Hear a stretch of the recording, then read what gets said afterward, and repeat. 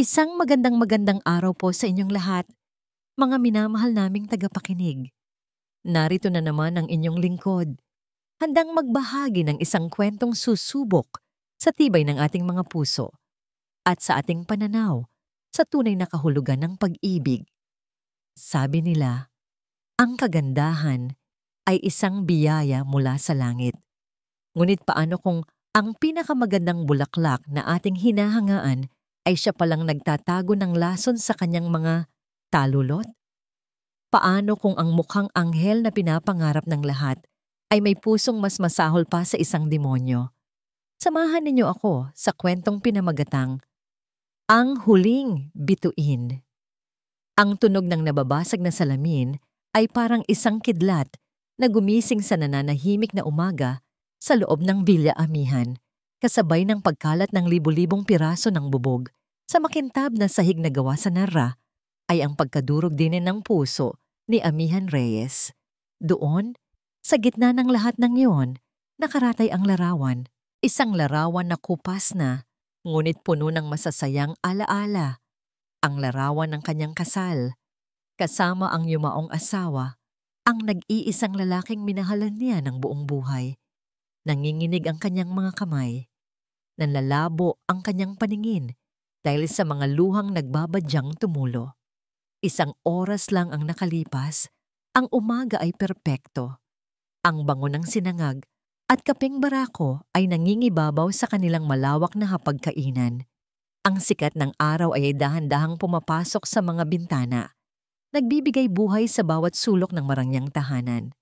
Sa kabisera, nakaupo ang kanyang nag-iisang anak na si Luan, ang ilaw ng kanyang buhay. At sa tabi nito, ang babaeng pakakasalan nito, si Mutia. Subuan mo na ako, mahal. Malamig na sabi ni Mutia.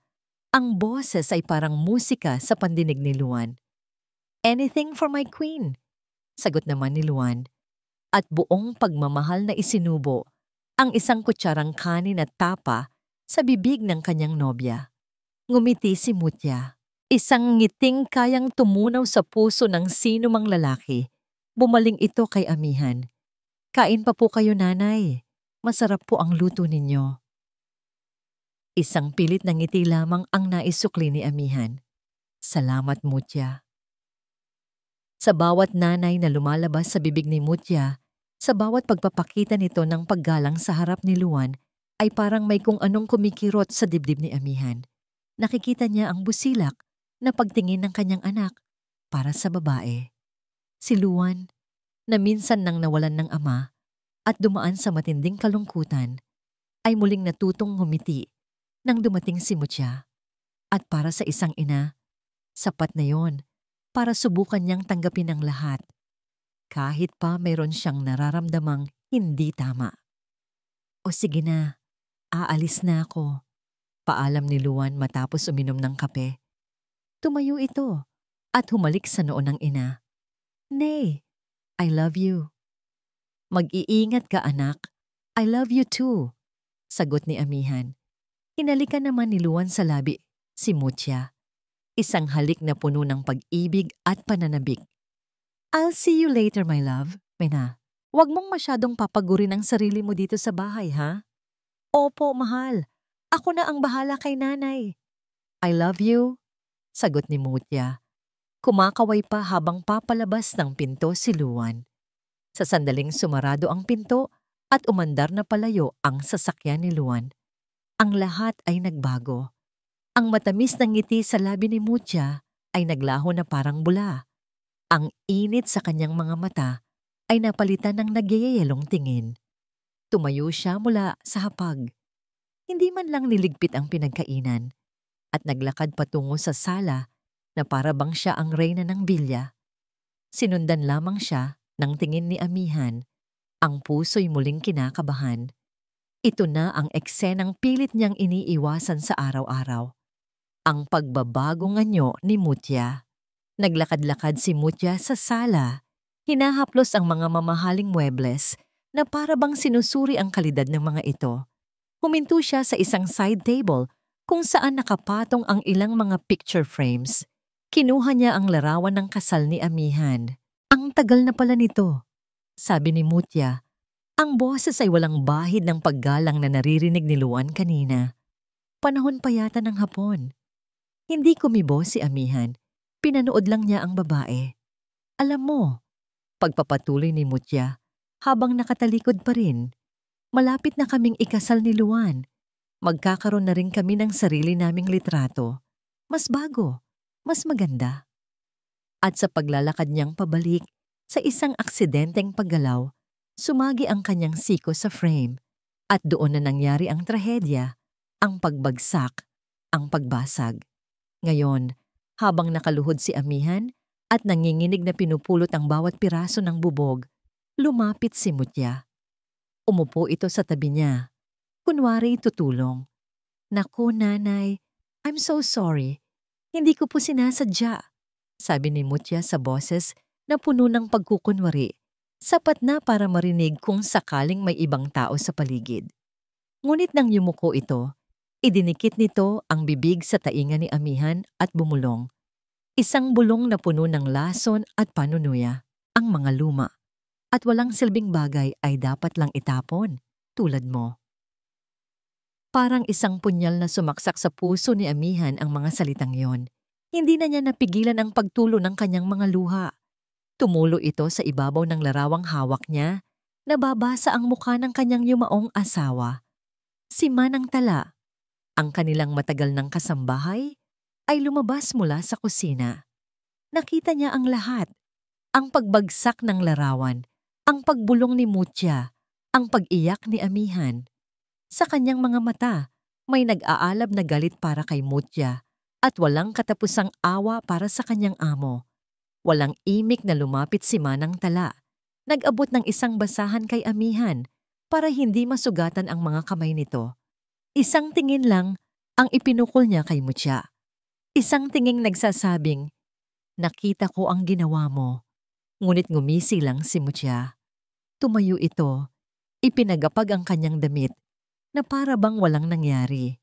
Tiningnan niya si Amihan na parang isang basahan sa sahig. Ay, oo nga pala nanay, sabi niya sa isang masayang tono na lalong nagpatingkad sa kanyang kalupitan. Nabanggit ko na ba? Nag-usap kami ni Luan kagabi. We decided to move the wedding sooner, sa susunod na buwan na. Huminto sa pagtibok ang puso ni Amihan, 1 buwan.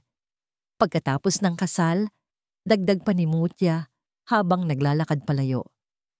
Siguradong magkakaroon na ng maraming pagbabago sa bahay na to. Naiwan si Amihan na nakaluhod sa sahig, hawak ang basag na larawan, napapalibutan ng mga bubog ng nakaraan at pinagmamasdan ang anino ng hinaharap na puno ng kadiliman.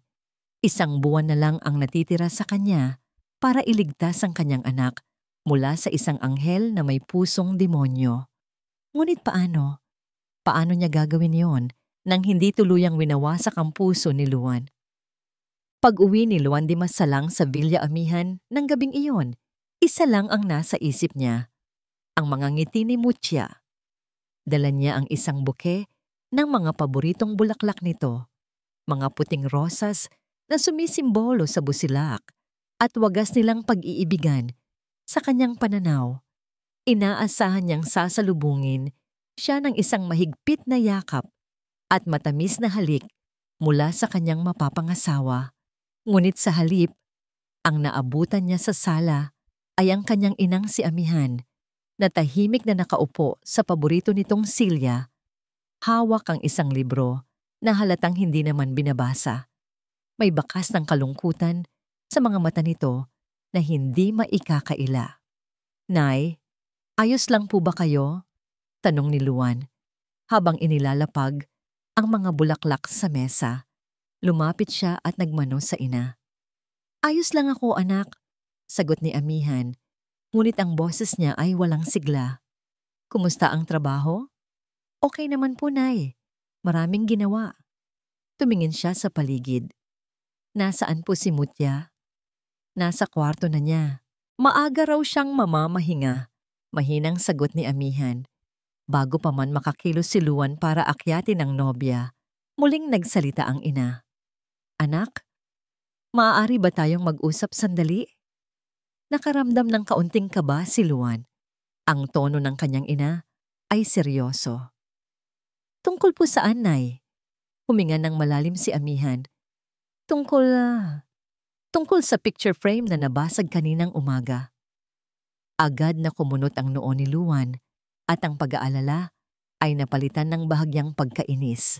Ito na naman. Nay, napag-usapan na po natin to kanina sa telepono, di ba? It was an accident. Mutya felt so bad about it. Alam ko, anak. Pero nag-atubili si Amihan, tila hinahanap ang tamang salita. Mahalaga sa akin ang larawang iyon.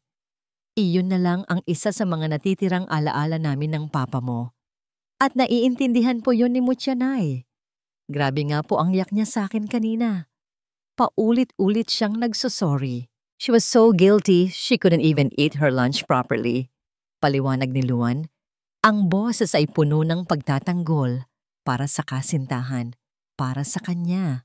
Tapos na ang usapan. Isang aksidente iyon at ang mahalaga ay nagsisi na ang nakagawa. Hindi niya maintindihan kung bakit kailangan pang palakihin ng kanyang ina. Natahimik si Amihan. Nakita ni Luan ang sakit sa mga mata nito. Ngunit ang isip niya ay napuno ng mga alaala kung paano niya nakilala si Mutya. 1 taon na ang nakalipas. Kagagaling lang niya noon sa isang masalimuot na business deal. Para makapag-relax, dumaan siya sa isang maliit na coffee shop na hindi niya madalas puntahan. At doon, sa isang sulok, nakita niya ito. Si Mutya, simple lang ang suot nito, walang kolorete sa muka, at may hawak na libro. Ngunit may kung anong liwanag sa paligid nito na umagaw sa kanyang atensyon. Nang magtama ang kanilang mga mata, ngumiti ito. Isang ngiting nahihiya, ngunit napakatamis. Sa sandaling iyon, alam ni Luan na natagpuan na niya ang babaeng para sa kanya. Simple, mabait, at may busilak na puso. Hindi tulad ng ibang mga babaeng nakilala niya na ang habol lang ay ang pangalan at yaman ng kanyang pamilya. Si Mutya ay iba. Siya ang kanyang anghel. Anak, ang boses ni Amihan ang nagpabalik sa kanya sa kasalukuyan. Sorry, Nay. May naalala lang po. Sabi niya, sakto namang dumaan si Manang Tala. May dalang isang tray ng tsaa para kay Amihan. Bago ito umalis, maingat nitong inilapag ang isang lumang magazine sa center table malapit kay Luan. Ang headline sa pabalat ay tumatalakay sa mga love scams at kung paano nabibiktima ang mga mayayamang negosyante. Sinulyapan lang ito ni Luan at mahinang natawa. Si Manang Tala talaga. Kung ano-ano ang binabasa. Isinantabi niya ang magazine na para bang isa itong basura. Hindi niya nakita ang pag-iling at malungkot na tingin ni Manang Tala bago ito tuluyang bumalik sa kusina. Nay, alam ko pong naninibago pa kayo na may ibang babae na dito sa bahay. Malumanay na sabi ni Luan, sinusubukang ipaintindi ang kanyang punto. Pero si Mutya na po ang buhay ko. Mabait siyang tao. Baka masyado lang kayong naging sensitibo dahil sa frame. Tumayo si Amihan, hindi na makapagsalita. Ang sakit na nararamdaman niya ay hindi dahil sa nabasag na larawan, kundi dahil sa pagkabulag ng kanyang anak. Nang makita ni Luan ang reaksyon ng ina, nakaramdam siya ng awa. Ayaw niyang masaktan ito, ngunit ayaw rin niyang isipin nitong masama ang ugali ni Mutya. May naisip siyang paraan para pagaanin ang loob ng dalawang pinakamahalagang babae sa buhay niya. Nay, sandali lang po, sabi niya, at mabilis na tumakbo palabas patungo sa kanyang sasakyan. Pagbalik niya, may dala na siyang isang maliit at eleganteng paper bag mula sa isang kilalang jewelry store. Iniabot niya ito kay Amihan.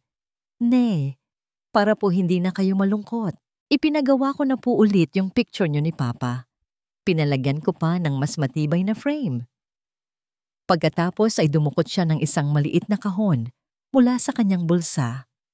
Binuksan niya ito at tumamambad ang isang kumikinang na diamond necklace.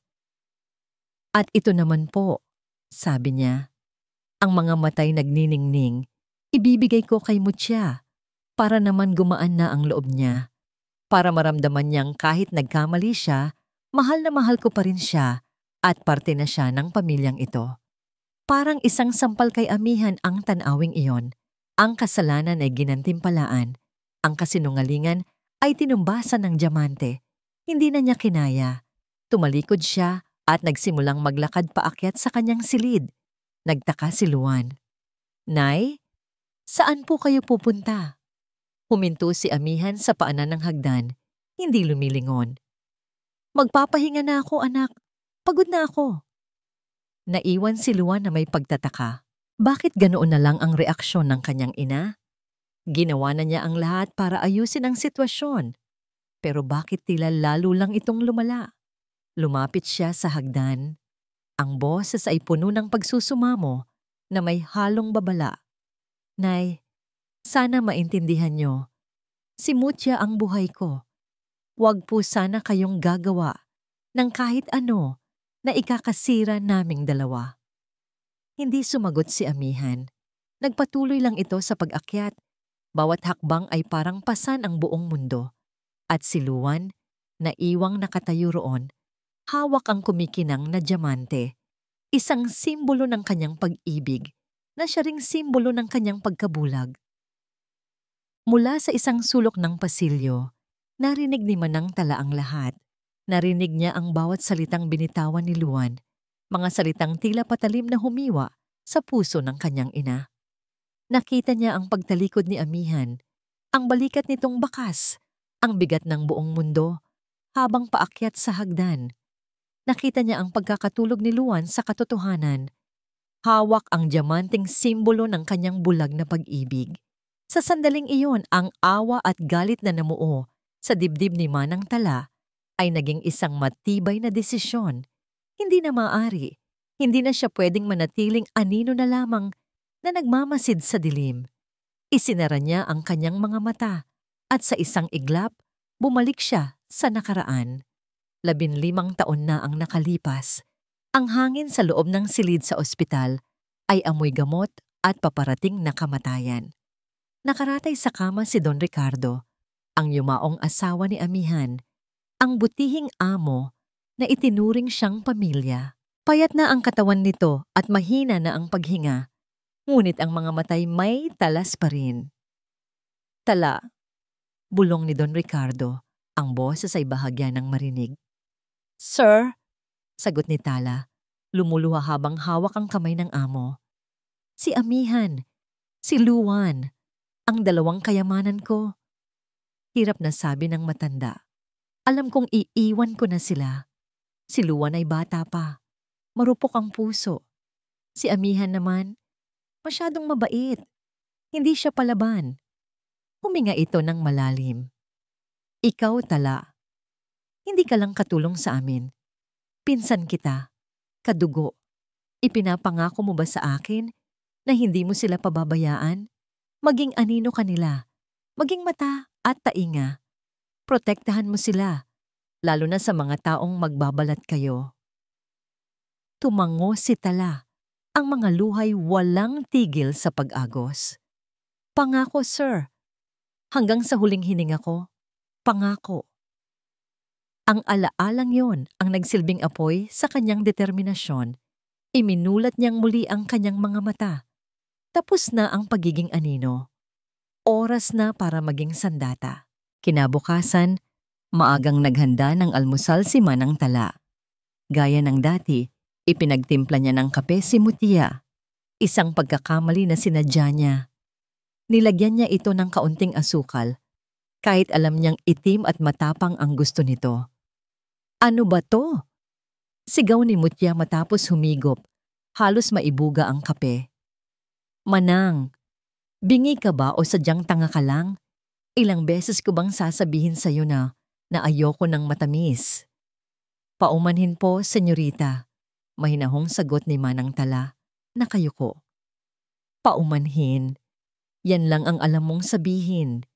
Patuloy ni Mutya sa pagsigaw, nasisiyahang may mapagbuntunan ng inis. Wala kang silbi. Matanda ka na, ulyanin ka pa. Dapat sa mga katulad mo, pinapauwi na sa probinsya at pinag-aalaga na lang ng baboy. Habang tumatalsik ang laway ni Mutya sa galit, ang kamay ni Manang Tala na nakatago sa ilalim ng kanyang bestida ay dahan-dahang gumalaw. Ang luma niyang cellphone ay hindi kasing ganda ng kay Mutya. Ngunit meron itong isang importanteng function. Pindot! Nagsimula nang mag-record ang voice recorder. Gawan mo ako ng bago. Bilisan mo, baka malate pa ako sa spa appointment ko. Utos ni Mutya. Opo, senyorita. Sagot muli ni Tala. At habang nakatalikod para kumuha ng bagong tasa, isang maliit at mapait na ngiti ang sumilay sa kanyang labi. Nang gabing iyon, sa loob ng kanyang maliit na silid, isinara ni Manang Tala ang pinto. Inilabas niya ang cellphone at pinakinggan ang recording. Malinaw na malinaw ang bawat insulto, bawat paghamak ni Mutya. Ngunit alam niyang hindi ito sapat. Boses lang ito. Kayang-kaya itong itanggi ng sinungaling na babae. Kailangan niya ng mas matibay na ebidensya. Binuksan niya ang browser sa kanyang telepono. Ginamit niya ang natutunan sa panonood ng mga drama sa TV. Nag-search siya. Tiny hidden camera at spy cam for home. Lumabas ang daan-daang resulta. Natagpuan niya ang isang perpektong aparato. Isang maliit na digital table clock. Mukha itong ordinaryong orasan, ngunit sa loob nito ay isang high-definition camera na kayang mag-record ng tuloy-tuloy. Hindi ito kamahalan. Gamit ang perang naipon niya, hindi siya nagdalawang isip. In-order niya ito. Kinabukasan, naabutan niyang nag-iisa si Amihan sa hardin. Malayo ang tingin, tila walang buhay ang mga mata. Lumapit siya, may dalang isang basong tubig. Ma'am, magpahinga po muna kayo, sabi niya. Tumingin si Amihan sa kanya, ang mga matay puno ng kawalan ng pag-asa. Paano tayo lalaban, Tala? Ayaw maniwala ni Luan. Lalo lang siyang magagalit sa akin. Hinawakan ni Manang Tala ang kamay ng amo. Huwag po kayong mag-alala, ma'am. May awa ang Diyos. Lalabas din po ang katotohanan. May kung anong kapanatagan sa boses ni Tala na bahagyang gumaan ang pakiramdam ni Amihan. Ilang araw ang lumipas. Isang hapon, habang naglilinis si Manang Tala sa sala, dumating ang delivery na hinihintay niya. Ang table clock. Sakto namang nasa labas si Mutya at nasa opisina pa si Luan. Tamang-tama ang pagkakataon habang iniisip niya kung saan ito ilalagay. Biglang tumunog ang kanyang cellphone. Isang numero na hindi rehistrado sa kanyang contacts. Nag-aalangan man. Sinagot niya ito. Hello? Hello? Sabi ng isang magaspang na boses ng lalaki sa kabilang linya. Sino to? Sino po sila? Pabalik na tanong ni Tala. Nagtatrabaho ka ba sa bahay ng mga di masalang? Tanong ng lalaki. Kinabahan si Tala. Bakit po? Nagkaroon ng sandaling katahimikan bago muling nagsalita ang lalaki. Ang boses ay mas mababa at may pahiwatig ng pagbabanta. Nandyan ba si Mutya? Sabihin mo sa kanya. Tumawag si Marco at sabihin mo, may utang pa siya sa akin na kailangan niyang bayaran. Kinabukasan ang sinag ng araw ay tila walang lakas na tumagos sa mga bintana ng Bilya Amihan. Para kay Amihan Reyes, ang buong kabahayan ay nababalot sa isang dilim na siya lang ang nakakakita. Ang mga salita ng lalaki sa telepono, si Marco, ay umuulit-ulit sa kanyang isipan na parang isang sirang plaka. May utang pa siya sa akin na kailangan niyang bayaran. Habang naghahanda ng almusal, sinadya niyang antayin na umakyat si Mutya sa silid nito para maligo. Ito na ang pagkakataon niya.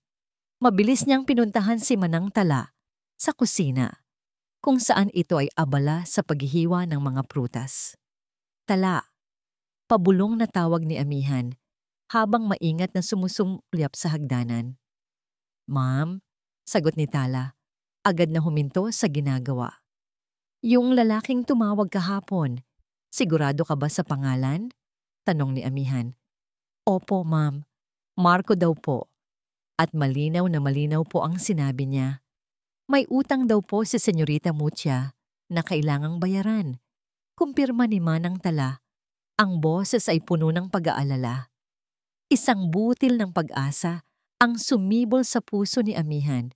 Ito ay takot, oo. Ngunit ito rin ay isang pahiwatig, isang hibla ng katotohanan na maaari niyang hilahin. Ang kanyang pakiramdam ay hindi pala gawa-gawa lamang. Mayroong isang bagay sa nakaraan ni Mutya, isang bagay na kinakatakutan nitong mabunyag. Kailangan kong malaman kung sino ang lalaking yon, desididong sabi ni Amihan. Sa sandaling iyon, alam na niya ang kailangan niyang gawin. Umakyat siya sa kanyang silid, isinara ang pinto, at kinuha ang kanyang telepono. Nanginginig ang kanyang mga daliri habang hinahanap ang numero ng isang matalik na kaibigan at pinagkakatiwala ang abogado ng kanilang pamilya. David, kumusta? Bungad niya nang sagutin nito ang tawag. Amihan, napatawag ka. Ayos ka lang ba? Matagal na tayong hindi nagkikita. Sagot ng abogadong si David. Ang boses ay malumanay at magalang. Ayos lang ako, David. Pero may kailangan sana akong ipakiusap sa'yo. Isang pabor na napakaselan at kailangang manatiling sa ating dalawa lang. Naramdaman ni David ang bigat sa boses ng kaibigan. Ano yun, Amihan? Sabihin mo lang. Huminga ng malalim si Amihan. Kailangan kong mag-imbestiga ng isang tao. Kailangan kong malaman ang lahat tungkol sa kanyang nakaraan. May kilala ka bang mapagkakatiwalaan? Isang private investigator. Natahimik si David sa kabilang linya. This sounds serious, Amihan. May problema ba? Isang malaking problema, David. Pero hindi ko pa masabi ang lahat ngayon. Ang masasabi ko lang, para ito sa kapakanan ni Luan. Sapat na ang pangalan ni Luan para maintindihan ni David ang lahat. Sige, Amihan. Naiintindihan ko. Mayroon akong kilala. Ang pinakamagaling sa larangang ito. I will arrange everything. Just text me the details. Discretion is guaranteed. Pagkababa ng telepono, gumaan ng kaunti ang dibdib ni Amihan. Sa wakas, meron na siyang ginagawa. Hindi na siya isang biktima na tahimik na naghihintay. Ngunit ang kapayapaang yun ay hindi nagtagal. Nang gabing iyon, masayang-masaya si Mutya na umuwi. May daladalang mga architectural blueprint. Inilatag niya ang mga ito sa malaking mesa sa sala sa harap ni Luan. Mahal, look. Masiglang sabi niya. Ito na, yung initial design para sa renovation ng bahay natin. Our future home. Lumapit si Luan. Ang mga matay nagniningning sa tuwa. Niyakap niya mula sa likod si Mutya. Wow, ang ganda, mahal.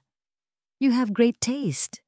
Sumulyap si Amihan mula sa kanyang kinauupuan. Nakita niya ang plano para sa unang palapag. Ang dating library ng kanyang asawa ay gagawing home gym. Ang garden ay lalagyan ng malaking swimming pool. Ngunit ang pinakamasakit sa kanya ay ang plano para sa ikalawang palapag. Dito, sabi ni Mutya, habang tinuturo ang isang bahagi ng plano. Itong kwarto ni nanay, since malapit lang sa master's bedroom, gagawin natin siyang entertainment room with a big screen and a sound system para kapag may mga bisita tayo, doon tayo magmo-movie marathon. Hindi makapaniwala si Amihan sa kanyang narinig. Ang kanyang silid, ang kanyang santuaryo, ay basta na lang buburahin. Tumingin siya kay Luan, naghihintay ng kanyang reaksyon. That's a great idea, mahal. Sagot ni Luan walang kamalay-malay sa sakit na idinudulot nito sa ina. Maganda yan para kapag nagkapamilya na tayo. Tumingin siya kay Amihan. Okay lang po yun, di ba, Nay? It's just a room. Mas maganda po kung ililipat natin kayo sa guest room sa baba para hindi na rin po kayo nahihirapang umakyat baba. Ang mga salita ni Luan na sinadya para maging maalalahanin ay tumusok na parang kutsilyo sa puso ni Amihan.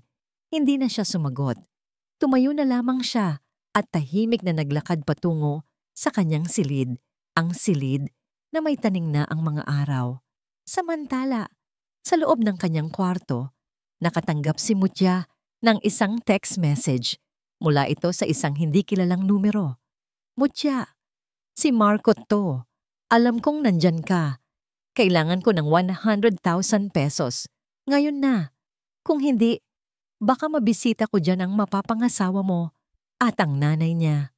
Marami akong pwedeng ikwento. Namutla si Mutya. Ang kumpiyansa sa kanyang mukha ay napalitan ng purong takot.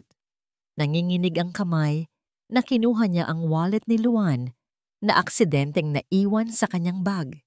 Inilabas niya ang isang credit card at mabilis na nag-type sa kanyang telepono. Isang malaking halaga ang kanyang inilipat. Ang perang pinaghirapan ni Luan ay napunta sa isang taong mula sa kanyang madilim na nakaraan. Makalipas ang 2 araw, habang nag-iisa si Amihan sa sala, nakatanggap siya ng tawag mula sa isang unknown number. Ito na ang hinihintay niya. "Mrs. Reyes," sabi ng isang profesional na boses. "This is Mr. Santos, the private investigator referred by Attorney David." Yes. May balita ka na ba?" Kinakabahang tanong ni Amihan. "Mayroon na po, ma'am. Paunang impormasyon pa lang." Ang subject, si Mutya Almario, ay galing sa isang maliit at mahirap na bayan na tinatawag na Barrio Abo. According to local sources, she was previously engaged to a local businessman, ngunit bigla na lang pong nalugi ang negosyo ng lalaki. Pagkatapos noon, bigla na lang din pong nawala si Miss Almario sa baryo, hanggang sa napadpad na nga po siya sa Maynila. Kinilabutan si Amihan. Isang pattern, isang modus operandi. "Mayroon pa po, ma'am," dagdag ng investigador. "I'm sending you something on your phone right now. Isang lumang litrato na nakuha namin mula sa social media account ng isa sa mga kaibigan niya sa probinsya." Biglang nag-vibrate ang telepono ni Amihan. Isang picture message. Dahan-dahan niya itong binuksan. Tumambad sa kanya ang isang larawan. Si Mutya, ngunit ibang-iba. Mas bata, mas simple. At may isang ngiti na hindi pa nakikita ni Amihan. Isang ngiti na totoo at puno ng kaligayahan.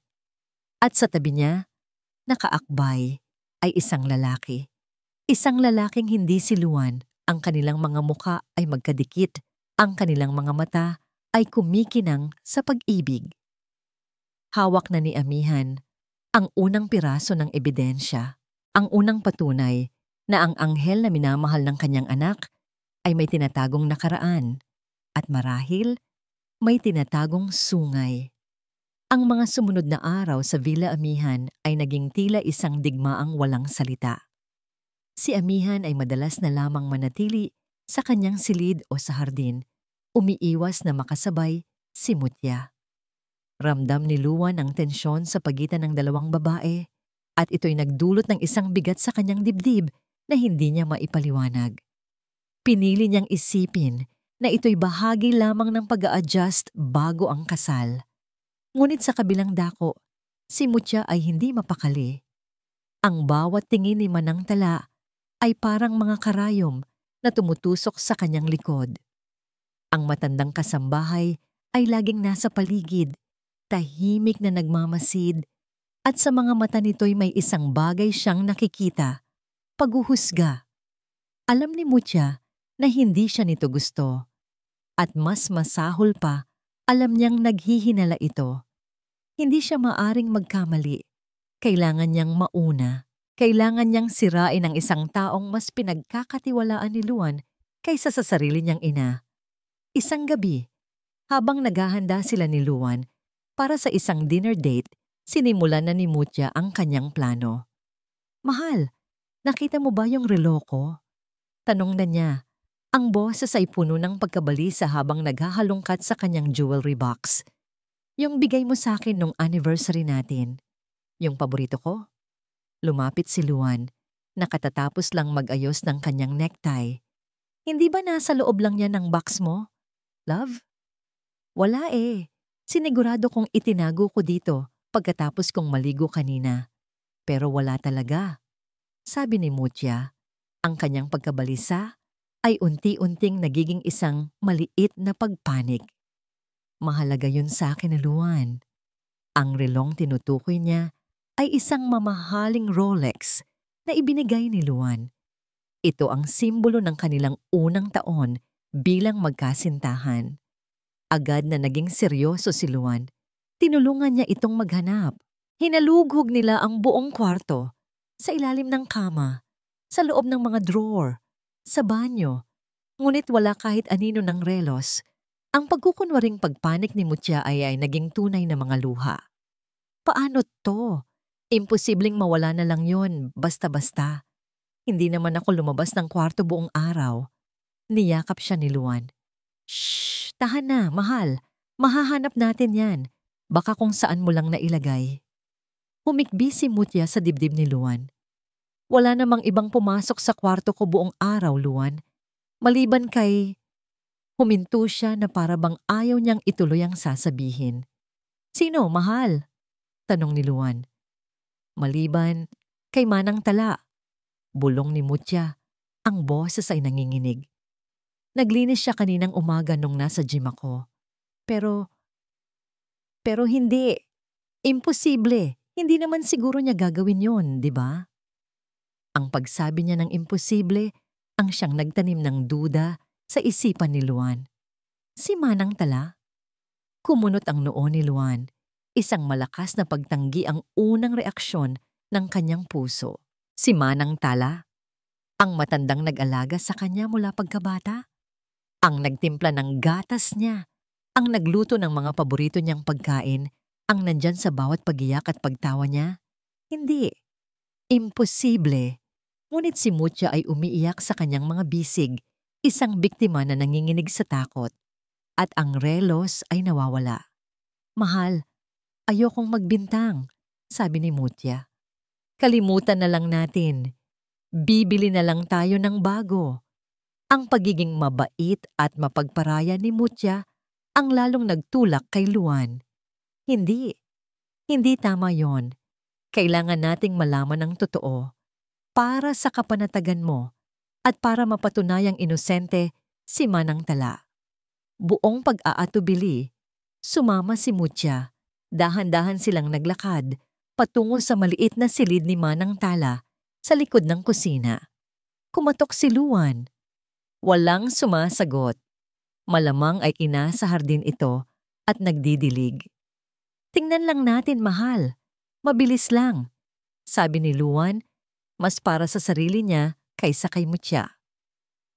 Binuksan niya ang pinto. Ang silid ni Manang Tala ay maliit, simple at malinis. May isang maliit na kama, isang lumang aparador, at isang altar na may imahen ng santo. Walang kahit anong bakas ng luho. Saan natin hahanapin? Tanong ni Mutya na para bang diring-diri sa paligid. Hindi ko alam, sagot ni Luan. Ang puso'y kumakabog. Pakiramdam niya ay isa siyang traidor sa paghalungkat sa pribadong gamit ng matanda. Tumingin si Mutya sa kama. Subukan mo sa ilalim ng unan, mungkahin niya. Isang mungkahin na napaka-inosente ngunit puno ng kamandag. Lumapit si Luan sa kama. Nanginginig ang kamay na itinaas niya ang unan. At doon, sa ilalim ng punda na may burda pa ng mga bulaklak, nakita niya ito. Ang kumikinang na Rolex. Ang ginto at diamante nito ay tila isang ahas na tumuklaw sa kanyang mga mata. Para siyang binuhusan ng nagyayelong tubig. Ang buong mundo niya ay huminto. Ang ingay sa kanyang isipan ay nawala. Napalitan ng isang nakabibinging katahimikan. Luan, tibulong ni Mutya. Kasabay ng isang pagsinghap na puno ng pagkagulat at sakit. Sakto namang bumukas ang pinto. Pumasok si Manang Tala. May dalang isang basket ng mga bagong pitas na gulay. Natigilan siya nang makita ang dalawa sa loob ng kanyang silid at ang relos sa kamay ni Luan. Senyorito Luan? Senyorita? Anong... Napatigil siya. Ang kanyang mga mata ay nanlaki sa gulat. Anong ginagawa niyo dito? Hindi makapagsalita si Luan. Ang pagkadismaya sa kanyang muka ay sapat ng sagot. Manang, bakit? sabi ni Mutya, ang mga luhay muling dumaloy. Bakit niyo to ginawa sa amin? Tinuring ka naming pamilya. Hindi, hindi akin yan, sabi ni Manang Tala. Ang boses ay nagkakaroon na ng panginginig. Hindi ko alam kung paano napunta yan dyan. Maniwala kayo sa akin, senyorito. Lumuhod ang matanda sa sahig. Senyorito Luan, pinalaki kita. Kilala mo ako. Hinding-hindi ko magagawa yan. Ngunit ang nakikita ni Luan ay ang ebidensya sa kanyang kamay at ang kasintahang umiiyak sa kanyang tabi. Ang mga salita ni Tala ay parang hangin na lamang. Ang tiwalang inipon niya sa loob ng 30 taon ay gumuho sa isang iglap. Hinila niya patayo si Mutya at inakay palayo sa matandang nakaluhod. Manang, sabi ni Luan, ang boses ay malamig at walang emosyon, puno ng nasaktang puso. Itinuring ko kayong pamilya, pero hindi ko po matatanggap na may kasama tayo sa bahay na hindi tapat. Mag-empake na po kayo. Iyon na iyon, ang hatol ay naibigay na. Huwag po, senyorito, maawa po kayo. Pagmamakaawa ni Manang Tala habang gumagapang sa sahig. Sa gitna ng kaguluhan, isang boses ang pumutol sa lahat. Isang boses na kalmado ngunit may bigat na parang bakal. Hindi aalis si Tala. Lumingon silang lahat. Nakatayo sa may pinto si Amihan. Ang kanyang mukha ay walang emosyon, ngunit ang kanyang mga mata ay nag-aapoy. Tiningnan niya si Luan, hindi si Mutya. Narinig mo ang sinabi ko, Luan. Mananatili si Tala dito. Pero Nay, ninakawan niya si Mutya. Sigaw ni Luan, hindi makapaniwala sa narinig. Hindi siya magnanakaw, simpleng sagot ni Amihan. Pero narito ang ebidensya. Giit ni Luan. Hindi pinansin ni Amihan ang sinabi ng anak. Naglakad siya palapit kay Manang Tala at tinulungan itong tumayo. Tumingin siyang muli kay Luan. Ang kanyang tingin ay diretso at hindi natitinag. Kung aalis si Tala, sabi niya, ang bawat salita ay may bigat at pangwakas na kahulugan. Aalis din ako. Ang mga salita ni Amihan ay bumagsak sa gitna ng silid na parang isang malaking bato na lumikha ng alon ng katahimikan. Kung aalis si Tala, aalis din ako. Hindi makapaniwala si Luan sa kanyang narinig. Ang kanyang ina, na buong buhay niyang kilala bilang isang babaeng mahinahon at hindi palaban, ay ngayon nakatayo sa harap niya, matatag na parang isang pader. Handang isakripisyo ang sariling tahanan para sa isang kasambahay. Nay, ano po bang sinasabi ninyo? Nanggigigil na tanong ni Luan. Ninakawan niya si Mutya. Ang ebidensya ay nasa kamay ko. Bakit mas pinaniniwalaan ninyo siya kaysa sa akin? Kaysa sa mapapangasawa ko? Isang malamig na tingin ang ipinukol ni Amihan sa anak. Dahil kilala ko si Tala, at dahil kilala dapat kita, Luan, ang anak na pinalaki ko ay hindi basta-basta humusga ng walang malalim na pag-unawa. Pag-unawa? Nay, anong hindi ko nauunawaan dito? Sigaw ni Luan, itinuturo ang relos. Wag na wag mong pagsasalitaan ng ganyan si Tala.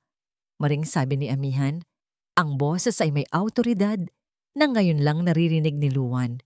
Lumapit siya sa anak, ang mga matay nakatitig ng diretso. Hindi mo ba naisip, Luan, kung bakit sa loob ng 30 taon ay hindi niya tayo iniwan? Kahit noong mga panahong hirap na hirap tayo matapos mamatay ang papa mo.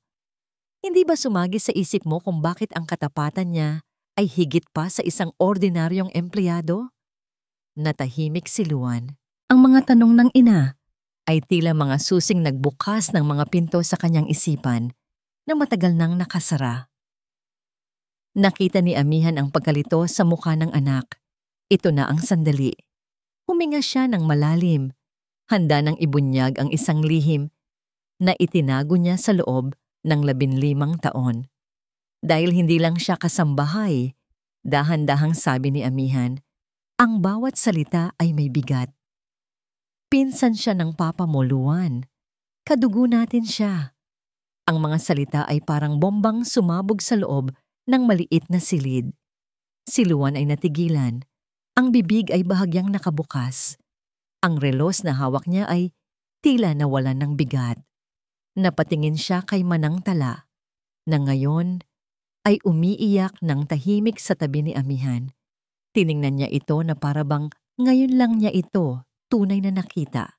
Hindi bilang Manang Tala na tagaluto at tagalinis, kundi bilang Tala Reyes, ang kamag-anak na nangako sa kanyang ama na hindi sila pababayaan. Ano? Iyon lang ang salitang lumabas sa bibig ni Luan. Ipinangako niya sa papa mo bago ito mamatay na aalagaan niya tayo. Pagpapatuloy ni Amihan. At tinupad niya ang pangakong iyon. Siya ang tunay na tagapag-alaga ng pamilyang ito, Luan. Kaya sabihin mo sa akin, sa tingin mo ba, ang isang taong may ganitong kadalisay na puso ay magnanakaw ng isang relos? Yumanig ang mundo ni Luan. Ang pundasyon ng kanyang paniniwala ay gumuho. Ngunit bago pa man niya maproseso ang lahat, nakita ni Amihan ang pagkakataon. May pag-aalinlangan na sa mga mata ng kanyang anak. Kailangan niya itong sundan. Mula sa bulsa ng kanyang bestida, inilabas ni Amihan ang isang litrato. Ang litratong ipinadala ng imbestigador. Kung ang katapatan ni Tala ang pinagdududahan mo, sabi ni Amihan, iniaabot ang litrato kay Luan. Paano naman ang katapatan ng babaeng ito? Kinuha ni Luan ang litrato. Nakita niya ang kanyang mutya, masayang nakaakbay sa isang lalaki. Ang kanilang mga ngiti ay abot tenga. Isang panibagong suntok sa kanyang sikmura. Tumingin siya kay Mutya, naghahanap ng paliwanag. Ngunit si Mutya ay isang dalubhasang aktres. Sa sandaling makita niya ang litrato, isang malakas na pagsinghap ang kanyang pinakawalan. Ang kanyang mga mata ay nanlaki sa pagkagulat at pagkatapos ay bumuhos ang mga luha na parang ulan. Ang litratong yan. Humahagulgol na, sabi ni Mutya. Paano ninyo nakuha yan, nanay? Tumingin siya kay Luan. Ang muka ay puno ng sakit at bighati. Luan, yan si Kuya Leo, ang pinsan ko. Hinawakan niya ang litrato. Ang mga daliri ay nanginginig. Siya ang nag-alaga sa akin nung bata ako. Para ko na siyang kapatid. Ang litratong yan ay kuha 1 linggo bago siya. Huminto siya. Hindi maituloy dahil sa paghikbi. Bago siya mamatay, niyakap ni Luan si Mutya. Anong nangyari sa kanya, mahal? Nalunod siya, Luan. Sabi ni Mutya, isinubsob ang muka sa dibdib ni Luan. Nalunod siya dahil sinagip niya ako. May biglang humampas na malaking alon habang naliligo kami sa dagat. Ako dapat yun ni Luan, ako dapat ang namatay. Ang kwento ay perpekto. Puno ng trahedya, puno ng kabayanihan. At higit sa lahat, ginawa nitong kontrabida si Amihan, isang masamang matanda na gumamit sa alaala ng isang patay para lamang manira. Bumaling si Luan sa kanyang ina. Ang pagkalito sa kanyang mga mata ay napalitan na ngayon ng galit at pagkadismaya. Nay, paano niyo nagawa to? Sabi ni Luan. Ang boses ay basag.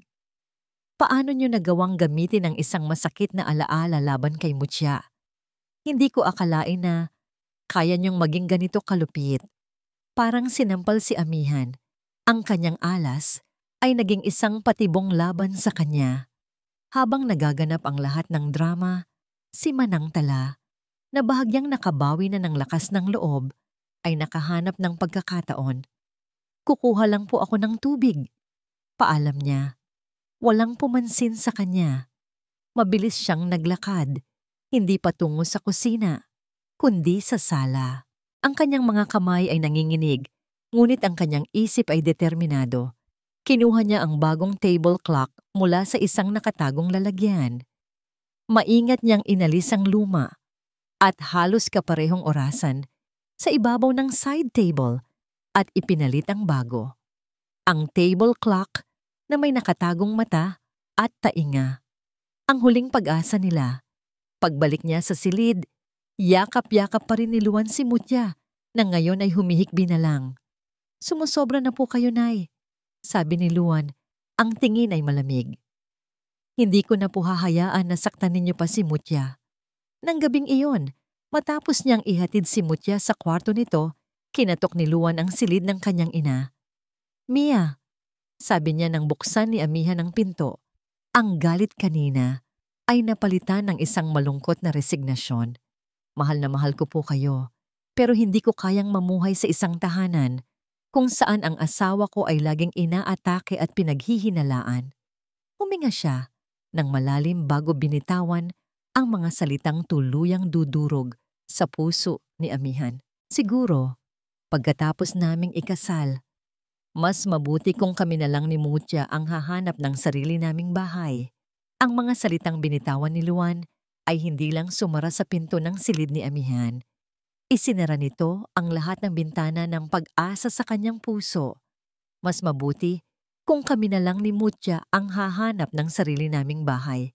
Ang sarili niyang anak, pinapalaya siya sa sarili nitong buhay. Sa mga sumunod na araw, ang Villa Amihan ay naging isang malaking kahon ng yelo. Si Luan, sa kagustuhang pag-aanin ang loob ni Mutya, ay naging mas malambing dito sa harap ng lahat. Si Mutya naman, na ngayong alam na niyang nasa kanya ang buong tiwala ni Luan, ay hindi na nag-abalang magpanggap. Ang mga tingin niya kay Amihan at Manang Tala ay puno na ng pagtatagumpay at panunuya. At si Amihan, siya'y naging isang multo sa sariling pamamahay. Hindi na siya lumalabas sa kanyang silid, maliban na lang kung kakain.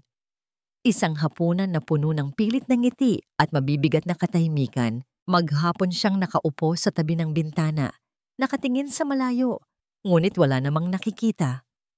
Hawak niya ang litrato ng kanyang yumaong asawa. Ricardo, mahal, anong gagawin ko?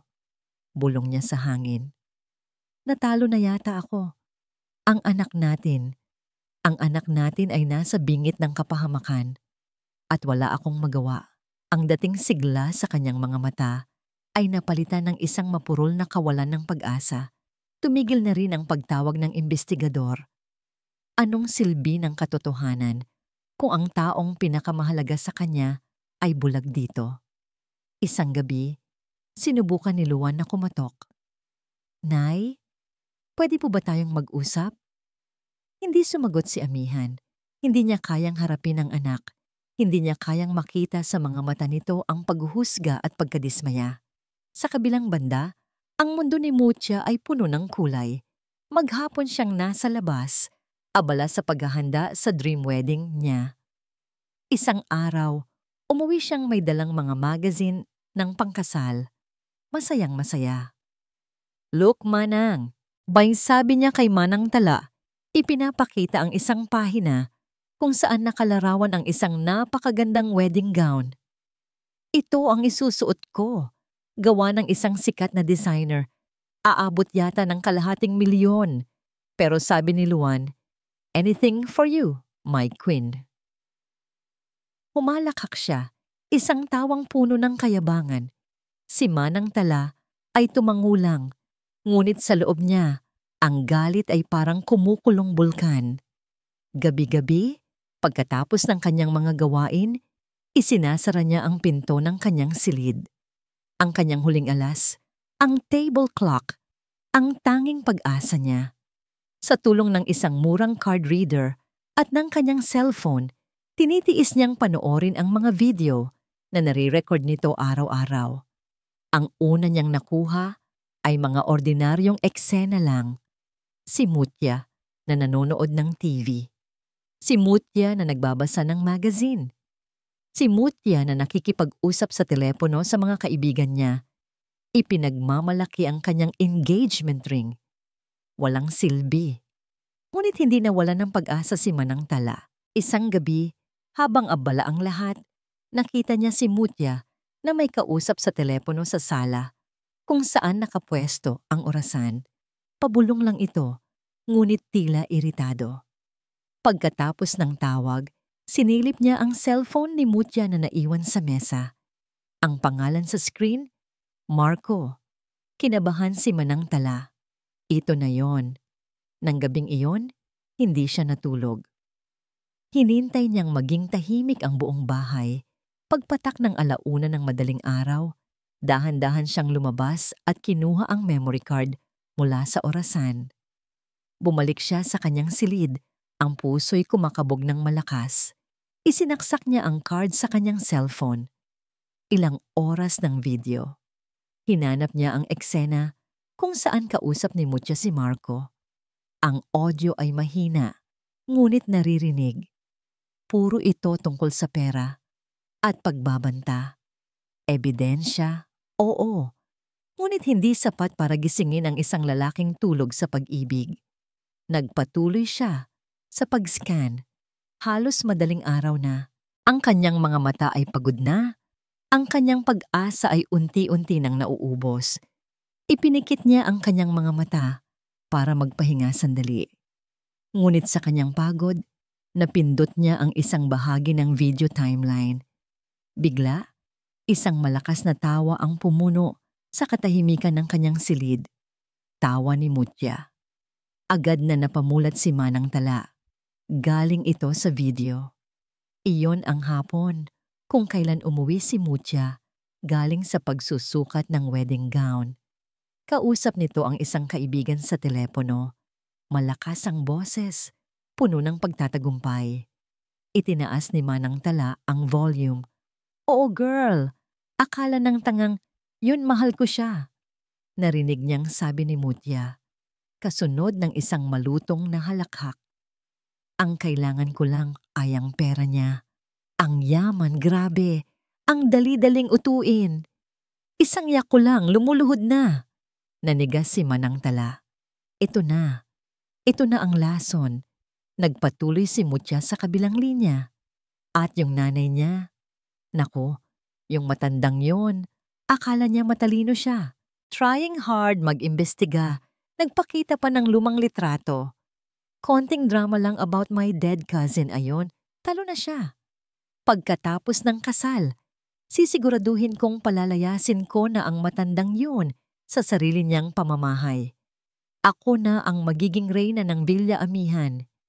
Hindi na makahinga si Manang Tala. Hawak na niya ang sandata. Ang pinakamatalim na sandata. Ang katotohanan mismo, galing sa bibig ng demonyo. Mabilis niyang isinave ang video file.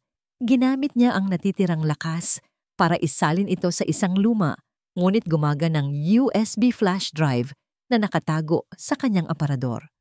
Hawak niya ito ng mahigpit. Ang malamig na metal ay parang nagbibigay init sa kanyang nanginginig na mga kamay. Dahan-dahan siyang tumayo. Naglakad siya palabas ng kanyang silid at umakyat sa 2nd palapag. Huminto siya sa tapat ng pinto ng silid ni Amihan. Ang ilaw sa ilalim nito ay patay. Ngunit alam niyang gising pa ang kanyang amo. Gising at nagdurusa. Kumatok siya ng 3 beses. Mahina, ngunit sapat na para marinig. Walang sagot. Kumatok siyang muli. Umalis na kayo. Narinig niyang sabi ng isang mahinang boses mula sa loob. Boses ni Amihan, basag at walang buhay, ngunit hindi umalis si Manang Tala. Idinikit niya ang kanyang bibig sa siwang ng pinto. Ma'am, bulong niya. Ang boses ay matatag at puno ng isang bagong pag-asa. Oras na po para lumaban. Ang bulong ni Manang Tala sa labas ng pinto ay parang isang posporong sinindihan sa loob ng madilim na silid ni Amihan. Oras na po para lumaban. Dahan-dahang tumayo si Amihan mula sa kanyang kama. Ang pagod at kawalan ng pag-asa na bumabalot sa kanya sa loob ng maraming araw ay unti-unting napalitan ng isang bagay na matagal na niyang hindi naramdaman, determinasyon. Pinunasan niya ang kanyang mga luha. Ang babaeng nagbukas ng pinto ay hindi na ang Amihan na talunan. Ang mga mata niya'y may apoy. Ipinakita ni Manang Tala ang USB. Ikinuwento niya ang lahat. Habang pinapanood ni Amihan ang video, Sa maliit na screen ng cellphone ni Tala, ang bawat salita ni Mutya ay parang gasolinang ibinuhos sa apoy sa kanyang puso. Ang sakit ay naging galit. Ang galit ay naging lakas. Kinabukasan, isang kakaibang amihan ang bumaba para sa almusal. Nakangiti siya. Isang ngangiting hindi nakita ni Luan sa loob ng mahabang panahon. Magandang umaga. Bati niya. Ang boses ay masigla. Nagulat si Luan at maging si Mutya. Magandang umaga po, Nay. Sagot ni Luan. Masaya sa biglaang pagbabago ng ina. Luan Mutya, sabi ni amihan. Naisip ko lang, ilang linggo na lang at ikakasal na kayo. Gusto ko sanang maghanda ng isang espesyal na hapunan para sa inyo. Para sa ating tatlo. Para na rin makabawi ako sa mga nagdaang araw. A simple family dinner. Para magkaayos-ayos na tayo. Nagkatinginan si Luan at Mutya. Para kay Luan, ito ang sagot sa kanyang mga dasal. Para kay Mutya, ito ang hudyat ng kanyang ganap na pagtatagumpay. Ang matanda ay sumuko na. That's a wonderful idea, Nay! Masayang sabi ni Luan. Naku, salamat po, Nanay. Nakakatuwa naman pong maririnig yan, sabi ni Mutya. Ang boses ay pinatamis palalo. At para maging mas espesyal, dagdag ni amihan, inimbita ko na rin si Attorney David, ang ninong mo Luan, para naman may basbas na rin siya sa inyo bago ang kasal. Walang nakitang masama si Luan dito, ngunit sa isang iglap, may kung anong kaba na gumuhit sa dibdib ni Mutya. Isang abogado? Bakit? Ngunit agad din niya itong iwinaksi. Ano naman ang magagawa ng isang abogado? Ang lahat ay nasa panig niya. Nang gabing iyon, ang hapagkainan ng Villa Amihan ay napuno ng mga paboritong pagkain ni Luan. Ang kapaligiran ay magaan, ngunit sa ilalim nito ay may isang kuryenteng ramdam ng lahat. Si Attorney David ay dumating, magalang at profesional gaya ng dati. Ang hapunan ay naging isang dula-dulaan. Si Mutya ang bida, nagpapakitang gilas bilang perpektong mapapangasawa. Si Luan ang kanyang masayang kapareha. Si amihan naman ang mapagmahal na ina na sa wakas ay natutong sumuko. Cheers! Sabi ni Luan. Itinaas ang kanyang kupita ng wine. Para sa aking mag-ina at para sa aming bagong simula. Cheers! Sagot nilang lahat. Matapos ang hapunan, habang nagkakape, tumayo si amihan. Ang nangiti sa kanyang labi ay nanatili, ngunit ang kanyang mga mata ay seryoso na. Dahil espesyal ang gabing ito, panimula niya. May inihanda akong isang maliit na sorpresa para sa inyo, Luan at Mutya. Isang video presentation ng mga alaala. Nagpalakpakan si Luan at Mutya. Iniisip na ito'y isang slideshow ng mga baby pictures ni Luan. Tala, tawag ni amihan. Mula sa isang sulok, lumabas si Manang Tala. Sa kanyang kamay, ang maliit na USB. May isang malaking flat-screen TV sa dingding ng dining area. Kalmado, ngunit may panginginig sa kamay. Isinaksak ni Manang Tala ang USB. Ano to, Nay? Home videos? Natatawang tanong ni Luan. Something like that, anak. Sagot ni amihan. Panoorin ninyo. Di bumukas ang TV. Ang unang lumabas sa screen ay ang mukha ni Mutya. Naglalakad sa sala. Ang video ay kuha mula sa isang kakaibang angulo, mula sa table clock, ngunit malinaw. Bakit ako yan? Nagtatakang tanong ni Mutya. Ang kaba ay nagsisimula nang kumalat sa kanyang sistema. Biglang tumunog ang telepono sa video. Sumagot si Mutya. At pagkatapos, ang kanyang tawa, isang tawang nakakakilabot, ay pumuno sa buong silid kainan. Oo, girl. Akala ng tangang yun mahal ko siya. Ang ngiti sa mukha ni Luan ay naglaho na parang bula. Napalitan ito ng pagkalito. Tumingin siya kay Mutya. Anong to, mahal? Isang joke? Namutla si Mutia. Napatayo siya. Patay niya yan. Anong kalokohan to? Ngunit walang pumansin sa kanya. Ang lahat ng mata, lalo na ang kay Luan, ay nakapako sa screen. Ang kailangan ko lang ay ang pera niya. Ang yaman, grabe. Ang dali-daling utuin. Isang yak ko lang lumuluhod na. Ang bawat salita ay parang isang suntok sa mukha ni Luan. Ang kanyang paghinga ay naging mabigat. Ang mundo niya ay nagsimulang umikot. Tumingin siya sa kanyang ina, na ngayon ay nakatingin sa kanya. Ang mga matay puno ng sakit at awa para sa kanya. At yung nanay niya? Nako, yung matandang yun. Pagkatapos ng kasal, sisiguraduhin kong palalayasin ko na ang matandang yun sa sarili niyang pamamahay. Tapos na. Ang bomba ay sumabog na. Si Luan ay napaupo. Ang muka ay nasa kanyang mga palad. Ang kanyang mga balikat ay nagsimulang manginig. Isang hikbi.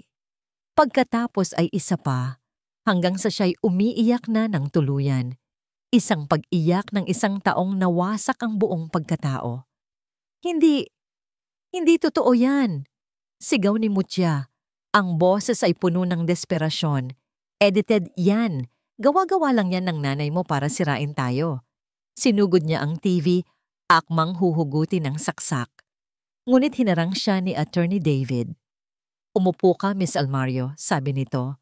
Ang boses ay matigas. Wala kayong karapatan. Hindi na natapos ni Mutia ang kanyang sasabihin. Biglang bumukas ang pinto ng dining area. Isang lalaking hindi nila kilala ang pumasok. Ang mukha'y puno ng galit. Ang kanyang mga mata ay nakatuon lamang sa isang tao.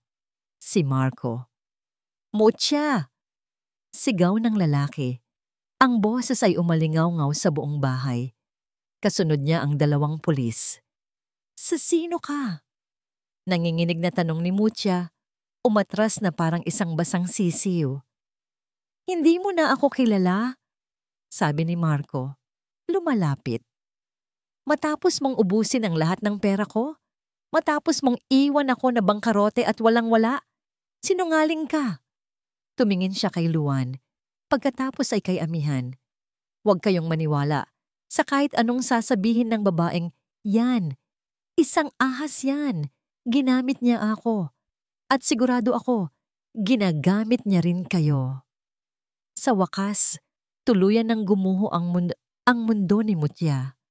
Wala na siyang lusot, wala nang kasinungalingan, wala nang mga luha. Ang natira na lang ay ang hubad at pangit na katotohanan. Napaluhod siya sa sahig.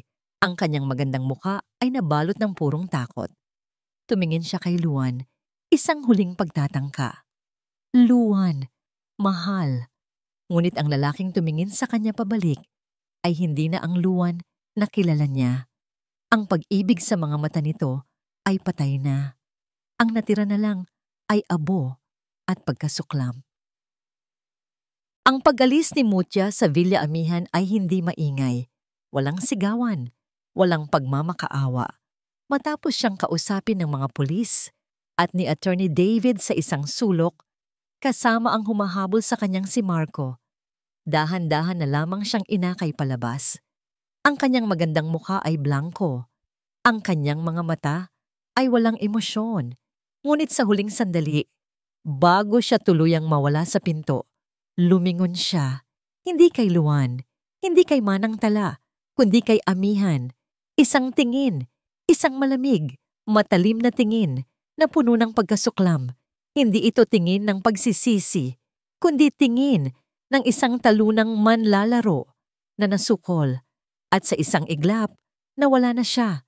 Nilamon ng gabi at ng mga kumukutitap na ilaw ng sasakyan ng pulis.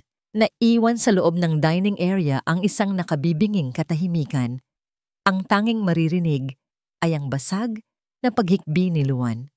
Niligpit ni Attorney David ang kanyang mga papeles. Lumapit siya kay Amihan. Ako na ang bahala sa lahat, Amihan. Mahinang sabi niya. Sisiguraduhin naming mananagot siya sa batas, hindi lang para sa ginawa niya kay Marco, kundi para na rin sa attempted fraud sa pamilya ninyo. Tumangulang si Amihan, hindi maialis ang tingin sa kanyang anak. Salamat, David. Maraming salamat sa lahat.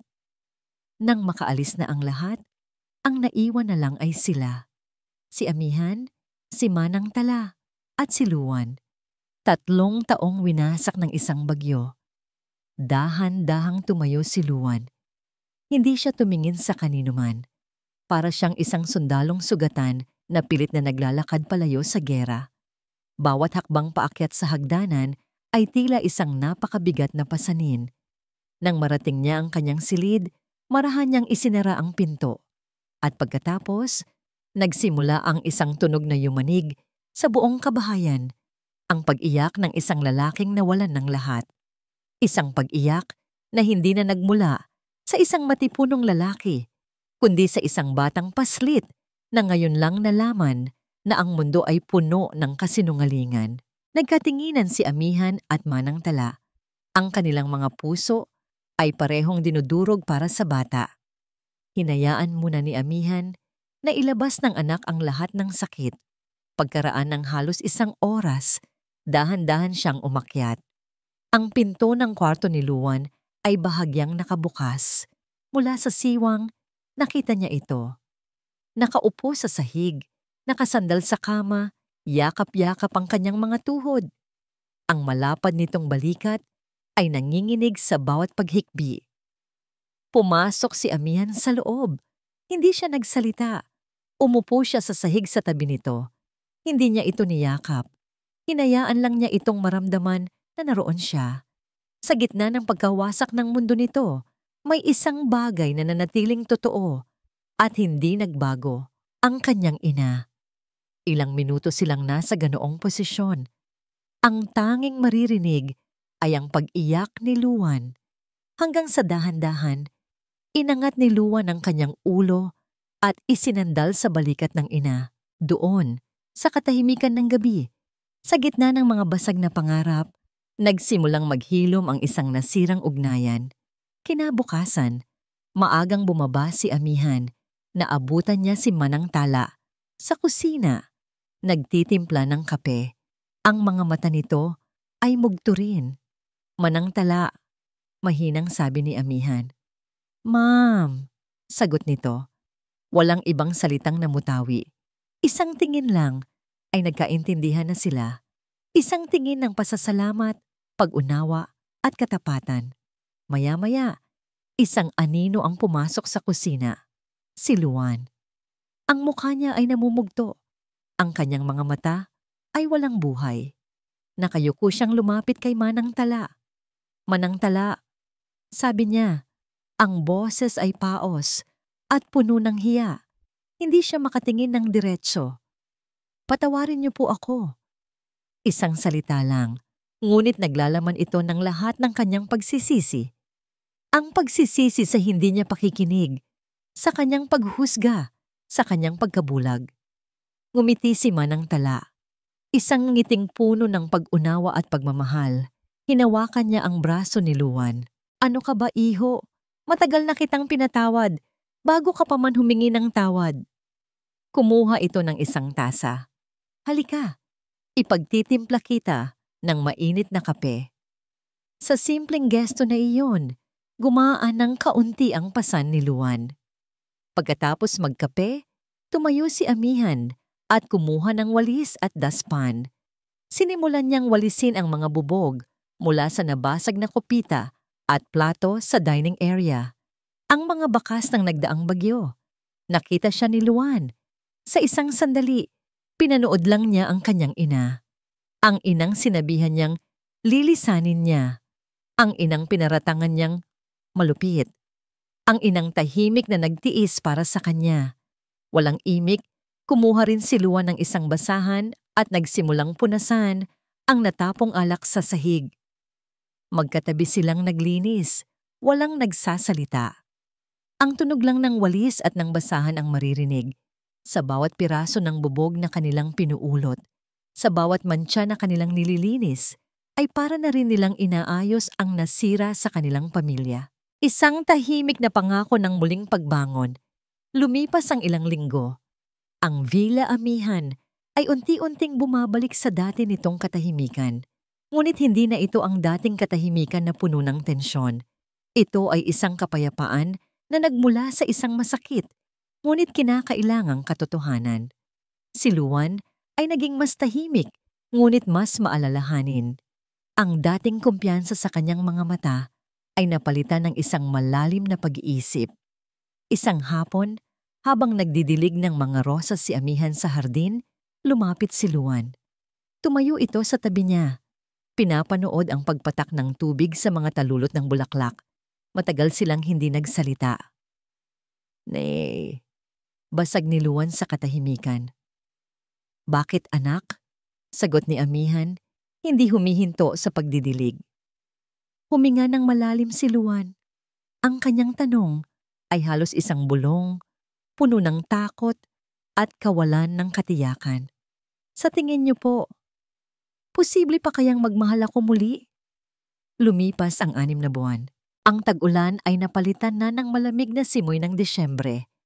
Ang Villa Amihan, na minsay naging entablado ng kasinungalingan at sakit, ay ngayon tahanan na ng isang bagong uri ng kapayapaan.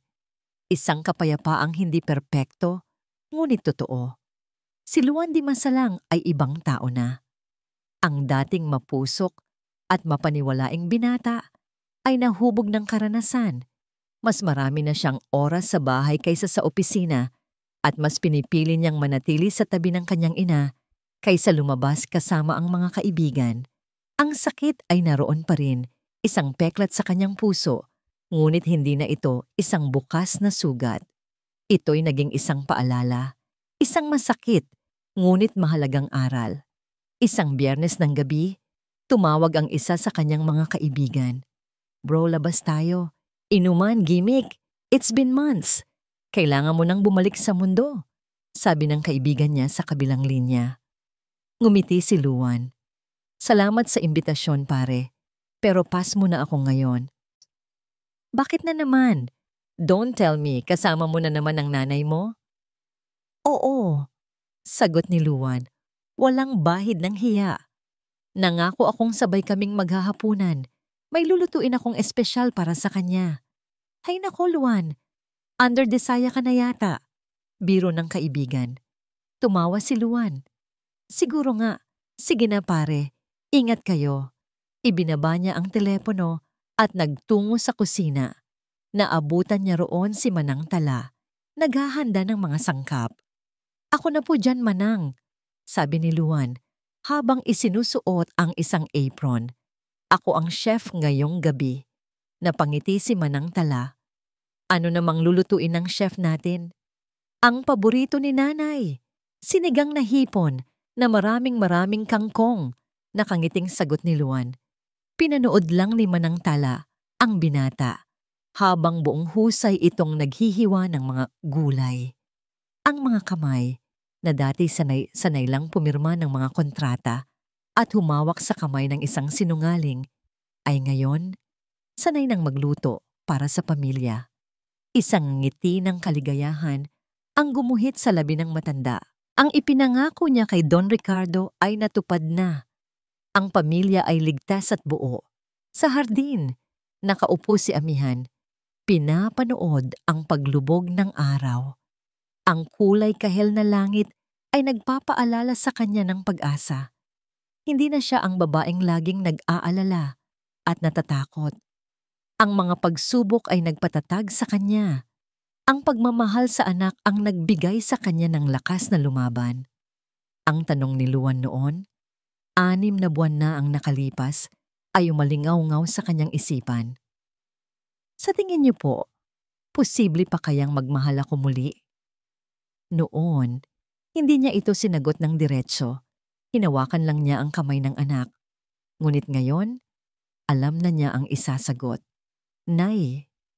Nilingon niya si Luan na may dalang 2 tasa ng mainit na salabat. Umupo ito sa tabi niya at iniabot ang isa. "Para po hindi kayo ginawin," sabi nito. "Salamat, anak," sagot ni Amihan. Humigop siya mula sa tasa. Ang anghang ng luya ay nagbigay ng init sa kanyang lalamunan at sa kanyang puso. Tahimik nilang pinanood ang mga huling sinag ng araw na naglalaho sa abot tanaw. Anak, basag ni amihan sa katahimikan. Naalala mo ba yung tanong mo sa akin noon? Tumingin si Luan sa kanya. Alam niya kung ano ang tinutukoy ng ina. Tumango siya. Ngumiti si amihan. Isang nangiting puno ng karunungan at pagmamahal ng isang ina. Ang tunay na pag-ibig, anak, ay darating. Sabi niya, darating ito kapag handa na ang puso mo na makita hindi lang ang ganda, kundi ang kabutihan. Kapag natutunan mo nang tingnan ang isang tao gamit ang iyong puso at hindi lang ang iyong mga mata. Hinawakan niya ang kamay ni Luan. Huwag kang matakot magmahal muli. Dahil sa pagkakataong yon, alam kong pipiliin mo na ang tama. At yung pag-ibig na yon, yun ang mananatili. Yun ang magiging huli mong bituin sa gitna ng madilim na gabi. Tumingin si Luan sa kanyang ina. Sa mga mata nito, nakita niya ang lahat ng klase ng pag-ibig na kailangan niya. Isang pag-ibig na tapat, walang kondisyon at hindi kailanman maglalaho. Kinaumagahan, maagang gumising ang mag-ina. Sabay silang lumabas sa hardin. Ang hamog ay nasa mga dahon pa at ang hangin ay sariwa. Si amihan ay may hawak na pandilig at si Luan naman ay may gunting para sa mga tuyong sanga. Walang nagsasalita. Ang maririnig lang ay ang lagaslas ng tubig at ang tunog ng gunting. Nagtutulungan sila sa isang ritmong perpekto at hindi na kailangan ng salita. Sa isang sandali, huminto si Luan at pinanood ang kanyang ina na masayang dinidiligan ang mga puting rosas. Ang mga rosas na dati simbolo ng isang mapanlinlang na pag-ibig, ngunit ngayon ay simbolo na ng isang bagong simula. Ngumiti si Luan. Isang ngiting totoo, isang namang ngiting nagmumula sa isang pusong nasaktan, ngunit ngayon ay buo na muli. Ang araw ay sumisikat na sa silangan. Ang bagong umaga ay dumating na sa Villa Amihan. At dito nagtatapos ang kwento ni na Amihan at Luan. Isang paglalakbay mula sa mapait na kasinungalingan patungo sa isang panibagong umaga. Mula sa kaibuturan ng aking puso, maraming salamat po sa inyong walang sawang pagsama at pakikinig. Salamat sa paglalaan ninyo ng inyong oras upang subaybayan ang bawat pagsubok, bawat luha, at bawat tagumpay ng ating mga tauhan sa ang huling bituin. Habang isinusulat ko ang bawat kabanata, naramdaman kong buhay na buhay sila. Naramdaman ko ang bigat sa dibdib ni Amihan, ang sakit ng pagkabulag ni Luan, at ang hindi matatawarang katapatan ni Manang Tala. Ang kanilang kwento ay naging isang paglalakbay na hindi ko malilimutan at sana'y ganoon din para sa inyo. Naway baunin natin ang aral ng kanilang istorya. Isang paalala na ang tunay na halaga ng isang tao ay hindi masusukat sa kinang ng panlabas na anyo o sa tamis ng mga salita, kundi sa busilak ng kalooban na handang magmahal nang walang hinihintay na kapalit. Ito ay kwento ng pagpapatawad, hindi lamang sa pagkakamali ng iba, kundi pati na rin sa ating sarili. At higit sa lahat, ito ay kwento ng pag-asa. Nagaano man kadilim ang gabi, laging may nag-aabang na bagong umaga na puno ng pagkakataong magsimula muli. Ngayon, nais ko namang marinig ang inyong saloobin. Anong bahagi ng kwento ang pinakatumatak sa inyo? Anong aral ang mananatili sa inyong mga puso? Ang inyong mga komento ay magsisilbing inspirasyon sa mga susunod pang kwentong ating pagsasaluhan. Muli, ang aking taus-pusong pasasalamat. Hanggang sa susunod nating paglalakbay, nagmamahal, lihim ng puso.